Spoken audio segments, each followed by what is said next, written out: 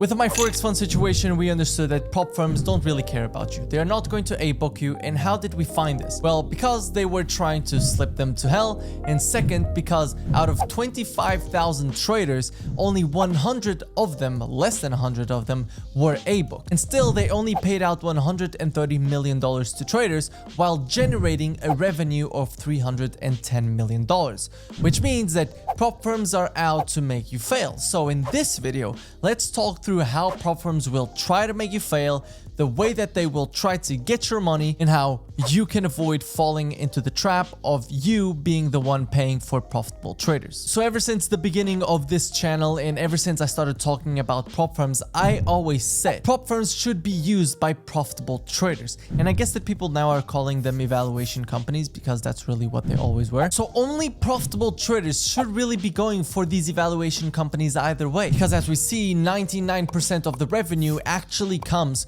from people that fail. And so with this in mind, let's talk about the first way that they make you fail, which is the drawdown limit. Well, I'm not really going to talk about the daily drawdown limit, and the reason for that is because a good trader is never going to breach 5% drawdown in one trading day. And what that means is that a good trader with good risk management is never going to go over half of what he is allowed to lose in one single trading day. And because of that, I'm not even going to talk about the daily drawdown. But let's talk about the overall drawdown, which is normally 10%. So what normally happens is that traders get into a prop firm challenge, and all of a sudden there's a lot of things in the way. Now there's an emotional attachment into the account that you see, this dream that you now dream, which is, oh, I want to become a funded trader.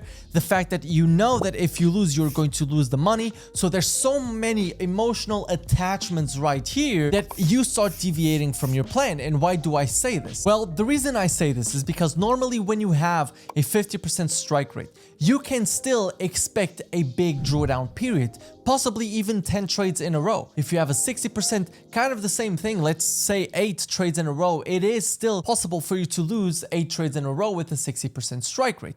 So what I mean is that it's not impossible to reach the 10% drawdown, but there is the possibility that if you want to take a more conservative route, that you can play with the risk management overall when you are doing the challenge. You can risk a little bit less when you start, build up a buffer in profits, and then try to go for the full profit target. Now, in terms of drawdown, we can also talk about trailing drawdown, which I would tell you, run away from any type of challenge that has a trailing drawdown.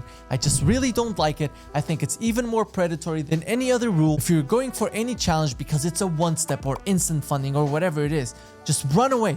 Run away. The trailing drawdown is not worth it for you. People say that equity-based drawdown is already bad. Wait until you see trailing drawdown, which is absolutely horrible. And this is when you really want to limit the possible downside, which is the money that you've put in. Now, I take the exact opposite approach, so I wouldn't copy myself on this. I only do that because right now I have 7 figures in funding. But in general, if you want to avoid hitting the drawdown, you should be able to manage your risk properly, not only having a fixed risk, maybe dynamic risk, focusing on high probability setups, etc. But what happens is that, as I said before, people get way too emotional. And that is another trick that prop firms play on you. So let's get into that one. You've been sold the dream that if you pass this 100k challenge, that you are 100k funded. But that's not really the case, is it? In reality, you only have the available drawdown that they give you. Now, the reason that prop firms do this is twofold. One, for people like me to say that, oh, look at me, I'm a 7-figure funded trader. Yes, I'm calling myself a hypocrite here. But also to trigger this emotional response that now you have more assets under management. You're seeing bigger figures. You are seeing something that you are not used to. And because of that, you are going to be emotional, make more mistakes, and in turn, lose the accounts. So what I would say that you should do in order to solve this is to go for smaller challenges first. Not only are they going to be cheaper, but they will not take as much of an emotional toll on you. And that's where I came up with the concept of a comfort number with prop firms or evaluation firms, which is look at your current situation, think about how much you are willing to lose in a challenge. So if $500 is too much, then go one challenge below, go another challenge below until you find the comfort number where when you are putting the trades, you're not thinking of all the money that you are going to lose. For example, my comfort number is still on 100k accounts. I can lose $400 and be completely fine with it.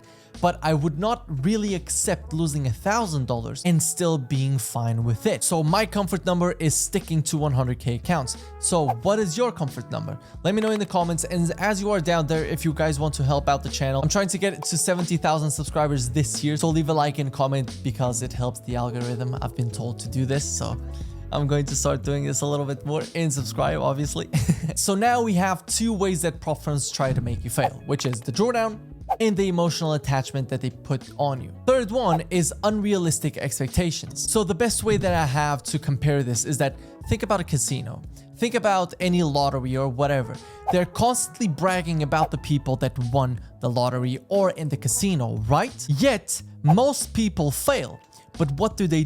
They sell you the dream by showing you the success of others. And where does this apply to these firms? Well, they show you big payouts, they show you the certificates, because believe me, certificates are only for promotional purposes of the funding company. They don't care that you have the certificates, they don't care that you use it for investors or whatever it is, which they will not accept. But it's simply for you to spread out the word like, look guys, I am successful. And for everyone that has the certificates, myself included, to be selling a dream, which is negative for the people that are watching to think that now this is a get-rich-quick scheme because this person just put $500 into a challenge and now he took a profit split of 5,000. But how many times do these firms talk about the number of people that fail? You saw my Forex funds talking about how much they paid out, whatever, which is what all firms do. Yet they never talked about the fact that they made $310 million. So all of these prop firms that say that they are happy that you got your payout is probably not really true. Or if they are, if you get $1,000 payout, they know that this $1,000 almost goes into marketing because people will share their payout certificates. So either way, it's a win-win for the prop firm. And let's not talk about the fact that you never know what goes on behind the scenes. You see the person that got the 50k payout, but you don't see the fact that they put 50k into challenges. There's a great example of this, which is actually of someone that is successful, which is Pascal, which I don't know, maybe I butchered the name, but he already withdrew $2 million from prop firms, I believe. But he has also already put $150,000 into challenges. So what does this mean? Does he fail a lot? Yes, but when he wins big. So understand that everything that you see on social media is not really what is true. There's a lot of stories behind what everyone is telling. And this takes us into the next point, which is now that you saw these people's success and now that you've passed your funded challenge or you're doing the challenge, you will become greedier because you just saw someone making $5,000 and now you want to be like that. How many times, look guys, listen, this has happened to me a lot, which is how many times have I profited like $2,000 on a trade or a little bit more, and then I go onto some chats of people that I know and they're like, oh, I just made 50k, and I'm like, oh my god, now my 2k or 5k just seems small. But I really need to catch myself in those situations because if I don't, eventually I will be over risking, which is exactly what the prop firms want, and I will lose the account, which is exactly what the prop firms want. So when these prop firms are doing the interviews and etc., they just want you to be greedy. And this is where I need to come in yet again and say that this is a you versus you. It doesn't matter how much I get paid out. It doesn't matter how much you get paid out. Any social media influencer gets paid out, because it's a you versus you. And why do I say that even your payouts don't matter? Because it don't matter to me, they only matter to you. So with this in mind, maybe even the best thing if you're actually feeling this is just stop going to social media. If I were to show you my Twitter right now, it's like I click on Twitter because I'm absolutely addicted, and then it's just a blank page. I'll put a clip during this and you'll see it's just a blank page because again, I've noticed that I may take a winning trade, but then I look at someone that made it better, I enter in the comparisons game, and then there you go. All of these gimmicks that prop firms do are in order to make you greedy, impatient, sell you a dream, etc. Last but not least, I'm going to say this one for people that are watching this that are going to be highly profitable with prop firms, which I know it's a small amount, so this is going to apply to a small amount of people, which is if you make way too much money in one single payout, they will look into your trading and they will try to find a reason to not pay you out. This has happened multiple times, and what I told my subscribers when I did the Portugal meetup, if you have a funded account, try not to make your profits stand out that much. Like, don't try to get onto the leaderboard, make 50k with the account, because they will look into your trading and they will try to find a reason. And maybe there is no reason. For example, Pascal, he's profited 2 million from prop firms, all manual trading, all fundamentals. He's always been paid out. But again, this is why I tell you to stick to the best prop firms and don't do anything shady, because the smaller prop firms, the bigger your payout, the more they will try not to pay you out because they don't have enough revenue. And that's why I partner with the ones that I do. Links in the description. Yeah, that's just the quick message that I would tell you. Is just don't make way too much on a single payout. Yeah, that's really it. I do think we covered a lot on how prop firms try to make you fail and how you can avoid it. We talk a lot about emotions and the process that prop firms use in order to make you fail. So I hope this was able to help.